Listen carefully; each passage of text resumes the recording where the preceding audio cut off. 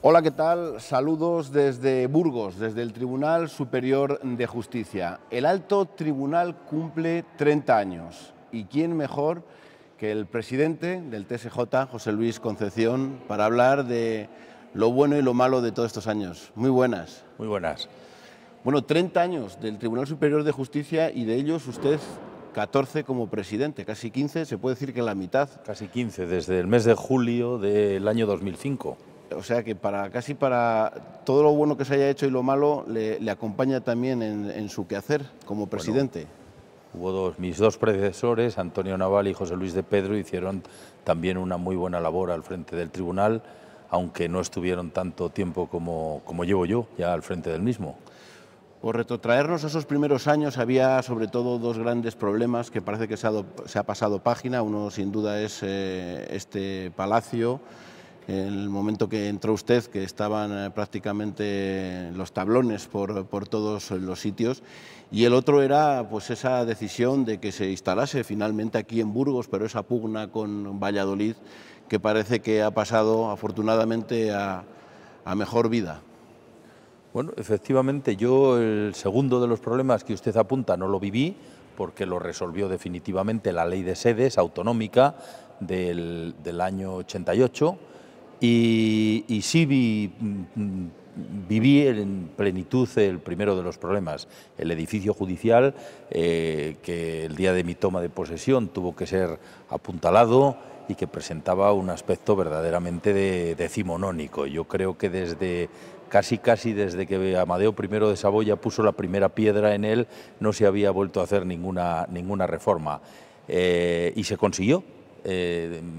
Después de muchas pugnas, muchas reivindicaciones, el Gobierno dio luz verde a la aprobación de un proyecto que ya estaba realizado, pero que no principiaba a ejecutarse. Y gracias a Dios desde el 2012 estamos en un edificio moderno, funcional, que es la misma sede que el Tribunal Superior ha tenido desde 1886, pero que hoy es la envidia de toda España. El Tribunal Superior de Justicia tiene dos salas de lo contencioso y lo social repartidas entre Valladolid y Burgos. ¿Ha creado alguna disfuncionalidad a lo largo de estos años? Mire, la existencia de salas del Tribunal Superior de Justicia fuera de la capital judicial de la comunidad autónoma es un tributo a la existencia de las viejas audiencias territoriales, que vinieron a sustituir en 1989 a los Tribunales Superiores de Justicia, y solo perviven en tres comunidades autónomas. En Canarias, donde Santa Cruz de Tenerife tiene salas de lo contencioso administrativo y de lo social; en Andalucía, donde Málaga y Sevilla también disfrutan de esas salas; y Castilla y León, donde en Valladolid se han mantenido, como digo, como tradición y como tributo a la existencia en estas ciudades de audiencia territorial. Sin embargo, el reparto de esas salas, en el caso de Castilla y León, es provincial, y en cambio, por ejemplo, creo que en Andalucía es por materias. ¿Ustedes no se han planteado que ese reparto...? Yo creo que, si de ser cierto esto, es más racional, desde mi punto de vista, el reparto por materias, para que las dos salas o las salas de las dos ciudades conozcan de la misma materia. Aquí, desde luego, la Ley Orgánica del Poder Judicial establece la división provincial y la posibilidad de que las salas de Valladolid conozcan los litigios contenciosos administrativos de León, Zamora, Salamanca, Valladolid y Palencia, mientras que la de Burgos haga lo propio con los litigios de Ávila, Segovia, Soria y la propia ciudad de Burgos. La situación de la caza está enquistada, se lleva eso en concreto en Valladolid. No sé si en algún momento se ha pensado a lo mejor pues, traerla a Burgos para ver si con eso se acaba de solucionar, porque hay en juego... pues Bueno, es Valladolid la sala que conoce de los recursos contra los actos administrativos emanados de la Junta de Castilla y León, y en consecuencia sería tanto como cambiar el juez natural. Eso no es posible. pero les preocupa, es decir, porque parece que o alguien está haciendo algo mal, es decir, no se entiende todos los reveses que está teniendo. No sé si... A mí me preocupa que un problema tan importante como el de la caza en nuestra tierra, que proporciona tantos recursos, que da de comer a tantos municipios, esté atravesando por estas vicisitudes. Por tanto, yo creo que debería de solucionarse. Si la Sala de lo Contencioso ha establecido que la ley de caza de Castilla y León adolece de alguna irregularidad, pues que se corrija por quien corresponda. Vamos con los aforamientos. Los partidos políticos lo han ido incluyendo en los programas electorales y parece que se ha convertido en uno de los leitmotiv de las campañas. Y bueno, no sé si al final es tan importante como parece, o si el que es aforado al final, algunas veces usted le he escuchado decir que incluso pierde una instancia. Es algo de lo que todo el mundo habla, pero cuando llega al trance de poder solucionarlo no lo soluciona, como la renovación del sistema de elección de los vocales del Consejo General del Poder Judicial, que hay algún partido que siempre reiteradamente lleva en su programa electoral el volver a la elección judicial de los vocales, de los jueces, que son de los 12 vocales judiciales, pero cuando llega a la situación de poder cambiarlo, nunca lo cambia. Yo creo que los aforamientos hoy por hoy en nuestra vida judicial no tienen ningún sentido. Con independencia de que el aforado pierda o pueda perder una instancia, podrían tener sentido en delitos cometidos en el ejercicio del cargo por el propio aforado, pero no en el resto de los delitos, donde con las mismas garantías debería de someterse el acusado a la jurisdicción de los juzgados y tribunales normales, como cualquier ciudadano. No sé si tienen cuantificados ustedes a lo largo de estos 30 años, de los últimos años, cuántos aforamientos, de qué estamos hablando, ¿no? ¿Qué es la importancia que se le da? En nuestro territorio de un número insignificante de asuntos. Yo creo que en lo que mi memoria alcanza, en Castilla y León puede haber habido 4 asuntos que hayan llegado a enjuiciarse. O sea que es un volumen verdaderamente mínimo. Siempre se quejan los ciudadanos de la lentitud de la justicia. ¿Hay una parte que es solamente económica? ¿Es un problema de personal? ¿O simplemente es que la justicia debe de llevar una serie de trámites que ralentizan, que no sea en un abrir y cerrar de ojos tomar resoluciones? En primer lugar, hay que cumplir los plazos legales en los procedimientos que establecen pues, la posibilidad de contestar, de celebrar un periodo probatorio, de recurrir las resoluciones interlocutorias que en el curso de los procedimientos dictan los jueces y tribunales. Y luego, indudablemente, hay un problema de medios personales y materiales. Los jueces muchas veces están trabajando con medios muy obsoletos, aunque en la actualidad se está empezando a mejorar esta cuestión. Hasta hace muy poco tiempo hemos trabajado con medios del siglo pasado, verdaderamente, y eso se nota. Y luego, por otro lado, hay asuntos en los que la instrucción, si se trata de un asunto, de un caso penal, y el enjuiciamiento y la redacción de una sentencia pues es muy compleja, es muy dificultosa, requiere de muchos trámites y de muchas diligencias y es lógico que transcurra el tiempo. Vamos con esos cambios que ha habido. Uno de ellos es la Oficina Judicial Única, que se ha ido implantando progresivamente en las audiencias de Castilla y León y que ha tenido esta comunidad también como laboratorio, como conejillo de Indias. No sé si al final ha sido una ventaja ser ese laboratorio o verdaderamente ha sido para ustedes un auténtico calvario. Bueno, ha sido un calvario. Yo fui partidario de admitir esa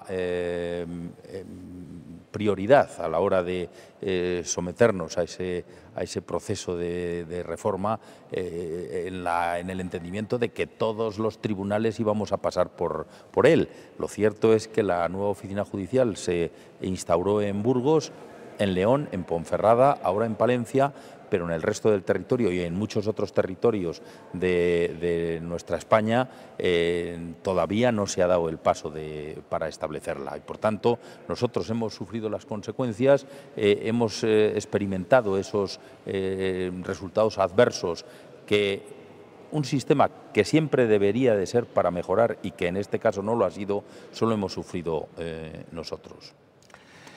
Me imagino que ya han desaparecido los papeles, porque una cosa era la digitalización y yo creo que todavía... Son dos procesos distintos. Uno es el que conforma la nueva oficina judicial y otro también la digitalización. Sistemas, con unos servicios comunes que dan... sirven para la tramitación y para la ejecución de los procedimientos de todos los órganos, de todos los juzgados del partido judicial o de la ciudad, y otra cosa es la digitalización, que debiera de haberse hecho en igualdad de tiempo, porque no puede funcionar un sistema sin el otro. Ahora estamos subiéndonos a la digitalización, ahora está desapareciendo el papel en la Administración de Justicia y ahora estamos, después de haber sufrido los perjuicios del sistema de nueva oficina judicial, estamos padeciendo también los problemas que una revolución como la digital puede acarrear. ¿Los jueces son capaces de leer las sentencias en el ordenador o prefieren seguir tocando el papel, mirar, revisar? Pues hay de todo, claro, hay de todo. Yo creo que no podemos sustraernos a un movimiento como el tecnológico, donde ya existe en todos los ámbitos de la vida pública y de la vida privada, pero qué duda cabe que muchas veces todavía tienes la tentación de imprimir esa resolución que tienes que estudiar, pero esto va convirtiéndose ya en testimonial y lo que sí reclamamos es un expediente digital que no nos dificulte el trabajo, sino que nos facilite verdaderamente la labor. La semana pasada el Tribunal Superior de Justicia y la Cámara de Comercio realizaron unas jornadas sobre mediación. ¿Qué puede aportar los mediadores a la justicia, teniendo en cuenta que en algunos casos los mediadores hay cosas que no se pueden mediar, que efectivamente no se pueden mediar? No sé si está acostumbrada también la sociedad a ello. Es indudable que en un país donde se dictan 9 millones de resoluciones al año, donde por tanto los jueces tienen un trabajo absolutamente atroz, sistemas alternativos a la jurisdicción deben de ser fomentados porque son beneficiosos, primero para descargar a la Administración de Justicia de ese trabajo ingente y luego también para facilitarle al ciudadano algún mecanismo para resolver sus problemas. Y por eso el Tribunal Superior de Justicia siempre ha hecho esfuerzos en fomentar estos mecanismos alternativos. No es la primera vez que el TSJ firma un convenio con alguna institución, con la Cámara de Comercio, con el Consejo Regional de Cámaras de Comercio, concretamente ya lo hicimos hace 6 años para fomentar la mediación mercantil y ahora se está haciendo en el ámbito de la jurisdicción contencioso-administrativa. ¿Por qué las administraciones públicas no cumplen con celeridad las sentencias que dictan los tribunales? Bueno, es muy significativo ver que quien tiene que prestar los medios materiales y personales al Poder Judicial muchas veces descuida las reformas y los refuerzos precisamente en la jurisdicción que tiene que controlar los actos de esa administración. ¿La Fiscalía depende del Gobierno de España, como dijo Pedro Sánchez? La Fiscalía, por su propio estatuto, por el Estatuto del Ministerio Fiscal, forma parte del Poder Judicial, con autonomía funcional, pero forma parte del Poder Judicial y no del Poder Ejecutivo. Lo que pasa es que el Fiscal General del Estado sea designado por el Gobierno puede provocar algún equívoco, pero yo debo de dar fe y de partir una lanza por la independencia de la carrera fiscal y por la independencia de los miembros que la componen. Y hemos tenido un ejemplo verdaderamente significativo en un proceso que acaba de presenciar todo el mundo. ¿Hace mucho daño esos errores? Lo digo porque también el propio ministro Borrell dijo, bueno, ¿y quién elige al fiscal? Como diciendo, Pues yo creo que habría que cuidarlos, como hay que cuidar, y por eso reivindicamos en la carrera judicial que al Consejo General del Poder Judicial, al órgano de gobierno de los jueces, lo elijan mayoritariamente los jueces y no lo elija el Poder Legislativo.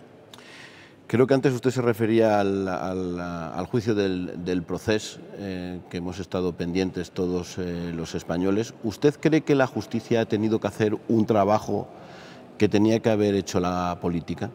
Yo sé que la justicia ha hecho el trabajo que le correspondía y que cuando a los jueces españoles se les pone encima de la mesa la resolución de un conflicto, lo hacen sin complejos y lo hacen aplicando la ley. El papel que ha jugado Manuel Marchena, el magistrado, ha sido un espaldarazo para la independencia de la justicia, para el buen hacer, porque es decir, todos los ojos puestos allí, no es un juicio más el que se había celebrado. El juicio del Procés ha sido un ejemplo de transparencia, de trabajo y de responsabilidad por parte del presidente de la Sala Segunda y por parte de todos los magistrados, tanto del magistrado instructor como de los 7 magistrados que han formado la sala enjuiciadora y por tanto y por parte de todos los demás operadores jurídicos que han intervenido en él, desde los fiscales a la Abogacía del Estado y a todos los demás profesionales. Primero, se ha dado un ejemplo de transparencia y se ha dado un ejemplo de rigor. Esa unanimidad a la hora de la sentencia, algunos no lo han interpretado bien. Bueno, yo, desde luego, después de haber estudiado en profundidad la sentencia, se podrá compartir o no. Lo cierto es que la Sala Segunda ha dado un ejemplo de rigor jurídico y de trabajo concienzudo a la hora de redactarlo. Y el resultado ha sido que hay unos individuos acusados de determinados delitos que hasta el momento del dictado de la sentencia eran presuntos delincuentes y que desde el momento de la firmeza de la sentencia son convictos. La sentencia ha declarado que ha existido una violencia y ha existido unas conductas tumultuarias en los hechos que han dado lugar a algunos de los delitos por los que han venido siendo acusados y condenados, y que ha habido una organización criminal que estaba ínsita en la administración del Estado, en este caso de la administración autonómica, y lo que no es baladí, que estos acusados, hoy condenados ya, han utilizado el dinero público, el dinero que debe de ser para beneficiar a los ciudadanos, porque es el dinero con el que los ciudadanos pagan impuestos, que lo han utilizado para sus fines criminales. Por tanto, yo creo que hay que sacar lo bueno y de la sentencia, con sus luces y sus sombras, con las críticas que hemos podido oír, pero ha determinado estas cuatro conclusiones que son muy importantes. Ayer martes se conocía la sentencia de los ERES de Andalucía. Más allá de la sentencia de cómo se han repartido las penas, y que sé que a usted no le gusta valorarlo sin leer la sentencia, que hayan pasado 10 años para conocer una sentencia. Es un asunto de una complejidad tremenda y efectivamente ha pasado por una serie de vicisitudes que todos hemos conocido a través de los medios de comunicación. Pero claro, sería de una frivolidad pasmosa una sentencia con el número de folios que tiene y el número de meses que lleva trabajando el tribunal en su redacción, valorarla a vuela pluma. No voy a caer en el error en el que se cae tan frecuentemente en este país de valorar en 10 minutos una resolución compleja con toda frivolidad. ¿Cuánto le queda a usted de mandato? Pues 1 año y pocos meses. Estoy, digamos, en la última parte del...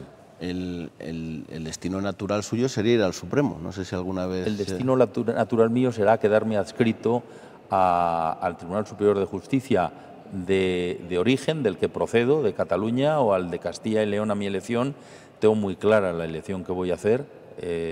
Llevo 14 años viviendo otra vez en mi tierra y estoy feliz en ella, y por tanto el destino natural será quedarme No me aquí. diga que no lo ha pensado. Bueno, otra opción también sería, ahora que se va a formar gobierno, ser ministro de Justicia. También sería una una posibilidad. Eso habrá que decírselo al presidente del Gobierno. Pero vamos, yo he dicho muchas veces que no entra en mis planes próximos el cambiar la toga por cualquier otra actividad. Los nuevos políticos apuestan por la limitación de mandatos. ¿Usted cree que también eso debería existir en el alto tribunal, que después de haber estado 15 años, no sé si, ya existe si se siente... en el nuevo tribunal, pero más... en la Ley Orgánica del Poder Judicial se ha introducido en la última reforma una limitación que establece un tope máximo de 2 mandatos para los cargos discrecionales dentro de la carrera judicial. ¿Cree que ha conseguido su objetivo de esa justicia moderna, ágil, transparente que prometió en la primera toma de posesión? Mire, yo estoy muy satisfecho de cómo funciona la justicia en nuestro territorio. Yo creo que es un modelo evidente.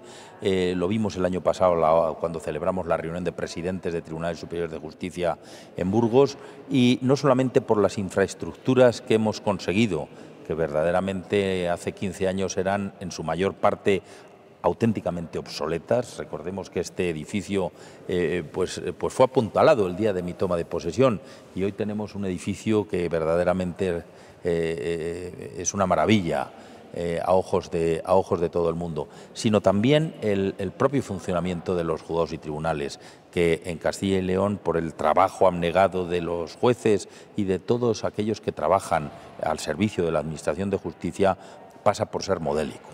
Y en cuanto a los medios, pues quizás la insistencia característica mía, el carácter insistente que tengo, pues me ha llevado a conseguir cosas que probablemente pues de otra manera no se hubieran conseguido.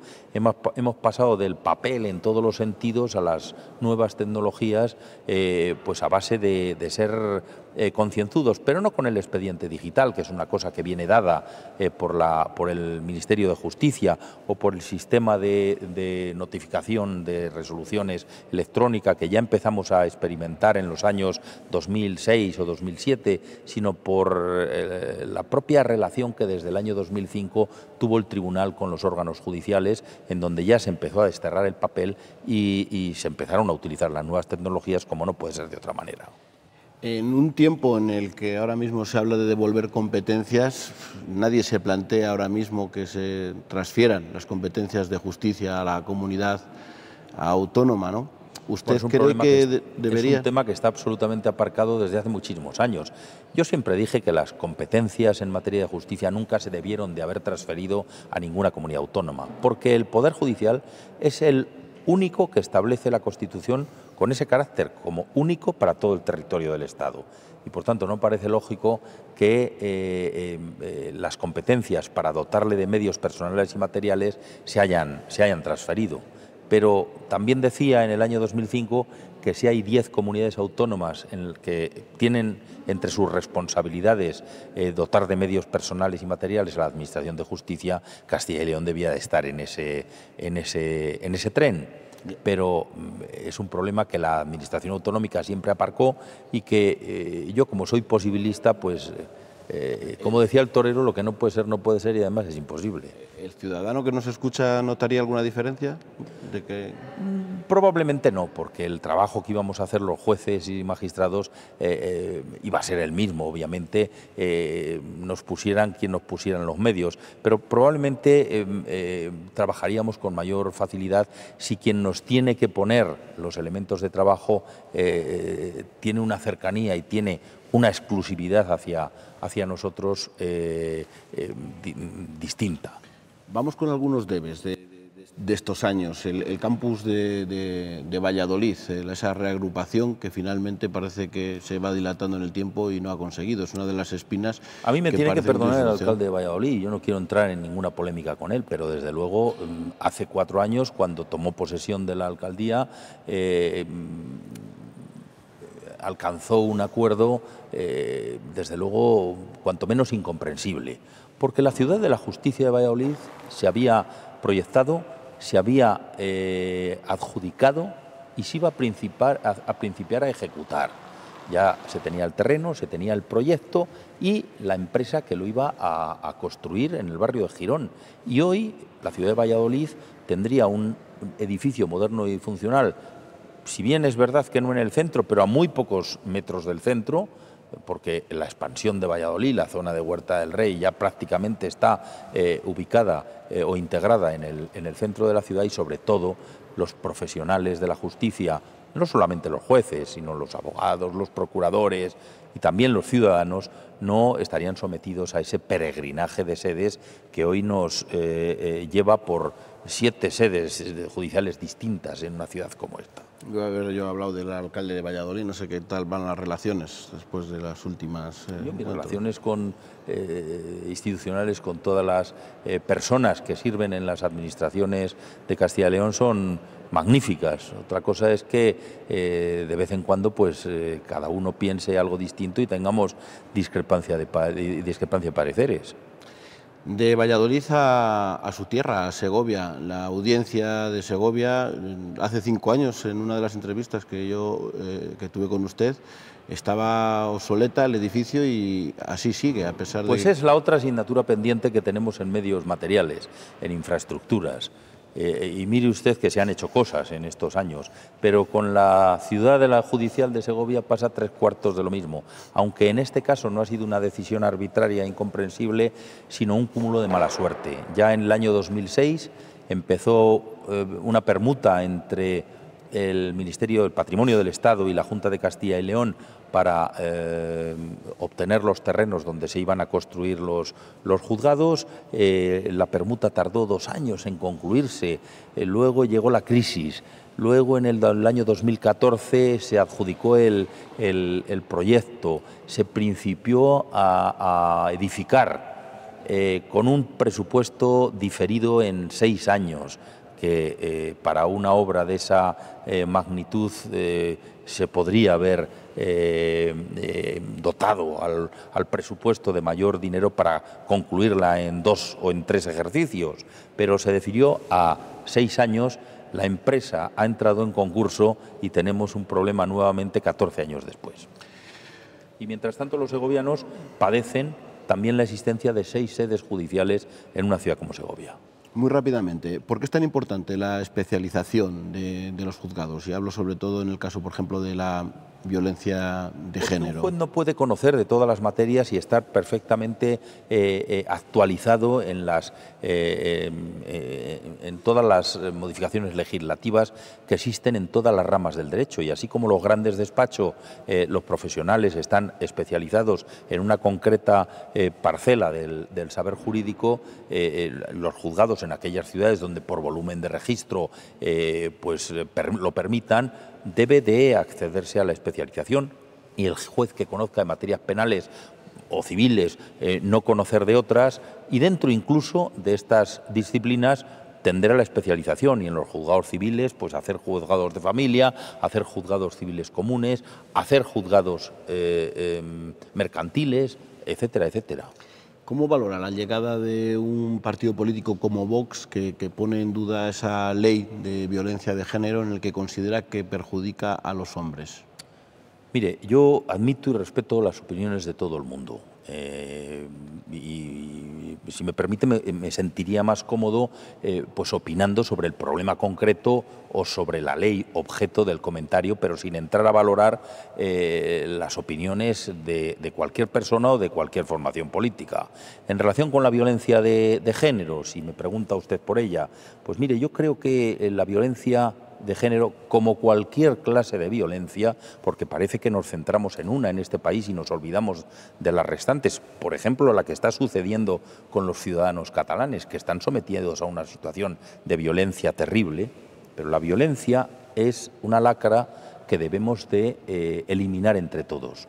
En concreto, con la violencia intrafamiliar o la violencia de género, lo que debemos de hacer es comprometernos todos los ciudadanos sin fisuras y de una manera inquebrantable para acabar con este cáncer que a mediados del siglo XXI no debería de existir.